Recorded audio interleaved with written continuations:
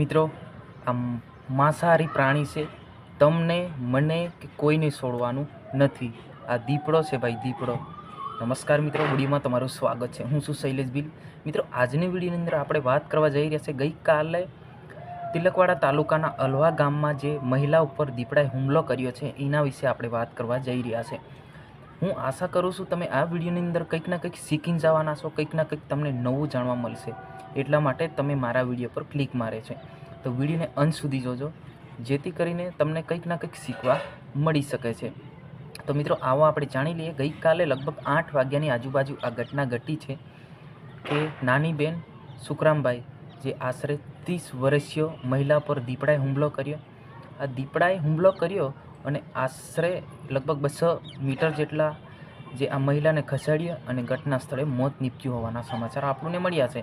કદાચ એવું આગુ પાછું બી થઈ શકે છે, પરંતુ મિત્રો આપણે જે જાણકારી મુજબ જ બતાવતા હોય છે. અને આ જે ભેદકારી છે એ કેમ થાય છે આવી, અને આવા જે કિસ્સાઓ છે પહેલાં પણ બની ચૂક્યા છે, એ કેમ થાય છે એ તમે સમજી શકતા હશો. કે આ થાય છે કે જંગલ ખાતામાં જે પણ દીપડાઓ પકડવામાં આવે છે, ચિત્તા પકડવામાં જે પણ હોય, જે માંસાહારી પ્રાણી પકડવામાં આવે એ જંગલમાં છોડવામાં આવે છે. પરંતુ નજીક ગામડું છે, નજીક લોકો રહે છે, તો ત્યાં આગળ કેમ છોડવામાં આવે છે? તેમને ભૂખ લાગે તો એ હુમલો ના કરે? એ ઘાસ તો ખાતા નથી. ખરેખર મિત્રો, આવું ના થવું જોઈએ.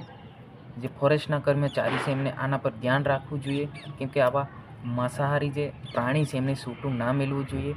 કેમકે આ માંસાહારી જે પ્રાણી છે એ કોઈને છોડવાનું નથી. કેમ નથી છોડવાનું? કે ભાઈ એમને ભૂખ લાગે છે, તો ભૂખ લાગે છે તો એ ઓળખતું નહીં કે તમે મારા ભાઈબંધ છો. હા, બરાબર, એ ડાયરેક્ટ હુમલા જ કરવાનો છે. તો ગઈકાલે દુઃખદ ઘટના, એક મહિલાનું મોત થયું છે. તળવી સમાજના મહિલા હતા. એમને તિલકવાડા દવાખાનામાં પીએમ માટે લઈ જવામાં આવ્યા છે. ખરેખર મિત્રો, આવી ઘટના ના ઘટવું જોઈએ. હવે પછી આવી ઘટના ના ઘટે એના માટે ખરેખર તંત્ર દ્વારા આના પર ધ્યાન દોરવું જોઈએ. કેમકે વારે ઘડી આવી ઘટના ઘટે છે.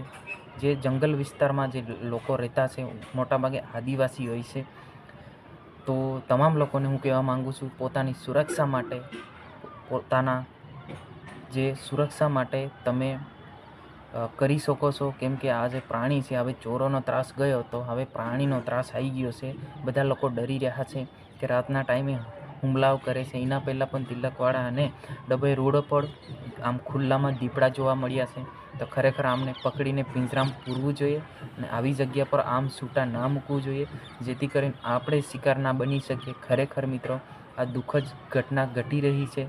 અત્યારે કેટલાક દિવસોથી આવી ઘટના ઘટી રહી છે. ખરેખર મિત્રો, આના પર ધ્યાન આપવું જોઈએ. તો હું આશા કરું છું તમને કંઈક નવું શીખવા મળ્યું છે.